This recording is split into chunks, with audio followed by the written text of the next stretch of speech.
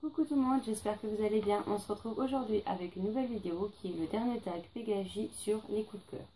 Donc il y a en tout 12 questions, donc on commence tout de suite. Question 1. Quel est votre dernier coup de cœur? Donc mon dernier coup de cœur en date, il s'agit de Écoute mon cœur de Janine Tesson chez Cyrose dans leur collection Tempo Plus, que j'ai lu cette semaine et dont la chronique est déjà disponible sur le blog depuis aujourd'hui, jour où je vous tourne la vidéo. Question 2. Quel est votre premier coup de cœur littéraire dont vous vous souvenez? Donc il s'agit de La Belle et la Bête de Walt Disney. C'est le livre que je demandais le plus souvent à mon père de lire le soir avant de m'endormir. Et c'est la première fois que j'ai vraiment ressenti autant de choses lors d'une lecture, alors que pourtant c'était pas moi qui le lisais. Et voilà. Les souvenirs de mon enfance. 3. Citez un roman dans lequel l'intrigue vous a époustouflé. Alors, j'ai oublié de le prendre. Je vais revenir. Et donc, il s'agit tout naturellement de la saga Harry Potter.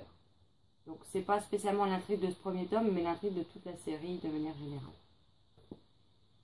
Question 4. Citez un roman pour lequel vous ne vouliez pas quitter les personnages. Donc, vu que je viens de terminer le 3e tome, je vais vous répondre. La saga Go To Hell, donc voici le premier tome Rébellion de Oksana Hope chez Rebelle. Donc j'ai vraiment pas envie de quitter les personnages et j'espère bien qu'il y aura une suite. Donc Oksana, si tu passes par là, le message est transmis. 5. Citer une série pour laquelle tous les tomes ont été un coup de cœur.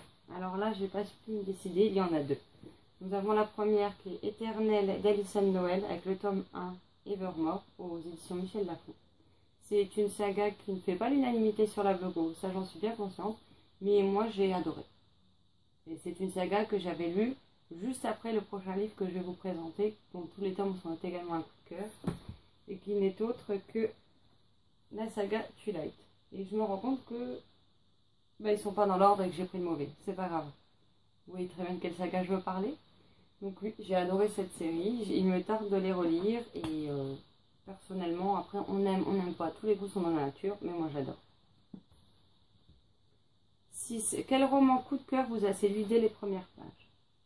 Donc il s'agit de Angela, tome 1, Mortel Secret de Julia Hemptin chez Rebelle, dont les tomes sont actuellement en réédition. Donc vous avez déjà le premier tome qui est sorti dans la nouvelle version et le 2 devrait sortir pour les fêtes de fin d'année. Quel roman coup de cœur, question 7, pardon. Quel roman coup de cœur vous a séduit sur la longueur? Et là, il s'agit de Memorex de Cindy Van Wilder aux éditions Gulfstream dans leur collection électrogène.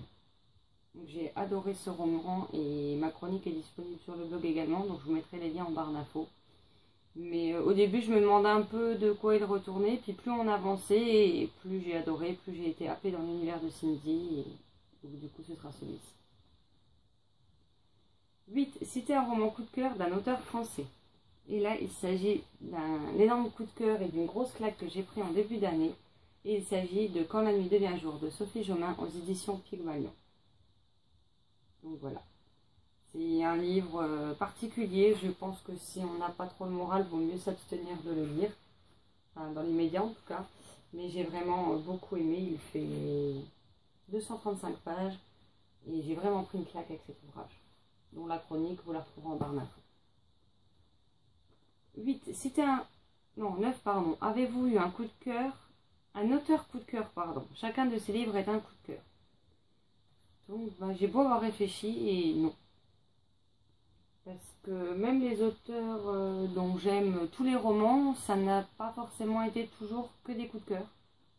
Et les autres, j'ai pas lu tous leurs livres. Donc, du coup, je peux pas dire que oui, c'est un auteur dont tous ces livres est un coup de cœur. Question 10. Citez un livre que vous souhaitez lire et que vous pressentez être un coup de cœur. Donc là, il s'agit d'un livre que j'ai en version numérique, donc je vous mettrai la petite image ici. Il s'agit de Oiseaux de paradis de Rachel Berthelot, publié chez Sharon Kenna et qui est sorti là ces jours-ci au mois d'octobre. 11. Avez-vous un roman coup de cœur dans un genre littéraire qui n'est pas votre favori? Alors oui, c'est un genre que je ne lis quasiment jamais, clairement, depuis que j'ai quitté le lycée. C'est le seul livre de ce genre que j'ai lu depuis d'ailleurs les lectures obligatoires. Et que je ne me lasse pas de relire. Il s'agit de Roméo et Juliette de William Shakespeare, qui est donc une pièce de théâtre, donc que je ne lis quasiment jamais. Là, je ferai une exception pour le dernier Harry Potter, on va dire. Mais sinon, non, je ne lis pas de pièces de théâtre à part celle-ci. Et j'avais également acheté, par contre, Hamlet de William Shakespeare dans la même collection qu'il faudra un jour que je me décide à lire. Mais sinon, je n'en lis que très peu. Et c'est d'ailleurs les 3 seuls ouvrages que j'ai dans ma bibliothèque. 12. Avez-vous eu un coup de cœur PKJ? Alors oui, le coup de cœur que j'ai eu l'an dernier lorsque je l'ai reçu à mon anniversaire, je me suis jetée sur ce roman. Je l'ai dévoré et j'ai eu un énorme coup de cœur pour lui. Et c'est Aristote et Dante découvrent les secrets de l'univers de Benjamin Amir Sáenz, donc chez PKJ. Donc c'est pareil, il est chroniqué sur le blog et ça me démange parfois de me replonger dedans. Donc voilà. Si jamais vous reprenez ce tag ou que vous l'avez déjà repris, n'hésitez pas à me laisser en commentaire les liens vers vos pages Facebook, vos blogs, vos chaînes YouTube. Je me ferai un plaisir d'aller les voir. Et pour ceux qui n'en ont pas et qui souhaiteraient répondre à ces questions, n'hésitez pas à me le dire en commentaire quelles seraient vos réponses. En attendant, je vous souhaite une excellente journée, de très bonnes lectures et à bientôt. Ciao, ciao!